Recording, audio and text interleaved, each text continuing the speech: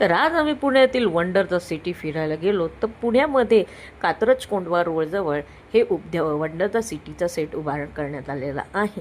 म्हणजे लहान मुलं जर असतील किंवा तुम्हाला मज्जा करायची असेल तर तुम्ही इथे जाऊ शकतात. बघूया, चल तिकीट काउंटरजवळ जाऊन घेतल्यानंतर आम्ही सगळ्यांनी तिकीट घेतलं. 60 रुपये पर पर्सन तिकीट होतं. तर अशा पद्धतीने हा सेट उभा करण्यात आलेला होता. म्हणजे बाहेरून बघितलं तर फारच सुंदर आहे.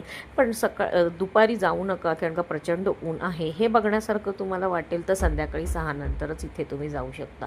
बघितल्यानंतर चला आता मी तुम्हाला दाखवते हे मधून वंडरला सिटी कशी करण्यात आलेली आहे, किती मजा येते. तर हा वंडरला सिटीचा गेट आहे. तर मी तुम्हाला आता मध्ये जाऊन दाखवते की कसं कसं आहे आणि काय काय आहे. तर पहिल्यांदा मी असा ॲम्बियन्स बघितल्यानंतर इथे बरेचसे लोक आलेली होती, लहान मुलांसोबत बऱ्याचशा फॅमिली आलेल्या होत्या. मी मस्त एन्जॉय करत होते. मी काकूंना म्हणाले की जरा माझा व्हिडिओ घ्या. असं स्नोफॉल होत होता. हा स्नोफॉल खरा नाही आहे, पण मस्त फील येत होतं अगदी फिरायला गेल्यानंतर. चला आता मी तुम्हाला पुढे दाखवते. मस्त लाईटिंग केलेली होती, पाण्याचा पाटून फ्लोअर चालू होता, मस्तपैकी लाईट्स केलेल्या होत्या आणि बघण्यासारखं भरपूर काही काही होतं इथे. मी मस्त एन्जॉय करत होती. संध्याकाळचा टाईम होता त्यामुळे थंडगार वारासुद्धा होता, उन्हाचं उष्णताही कमी झालेली होती. मस्त इथे चला आता मी तुम्हाला पुढे दाखवते. मस्त असं लाईटिंग केलेलं होतं, त्यांनी मस्त सेट उभा केला होता. खूप एन्जॉय करण्यासारखं इथे भरपूर काही आहे.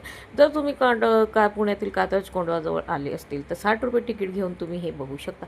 इथे जत्रेच्या पाळणेसुद्धा आलेले होते. तुम्ही हे पण सुद्धा एन्जॉय इथे करू शकतात. तर मला फार आवडलं हे. तर मी म्हणाले की चला आपण सगळे जाऊया. माझा व्हिडिओ जर तुम्हाला आवडला असेल तर लाईक करा, कमेंट करा, सबस्क्राईब करायला विसरू नका.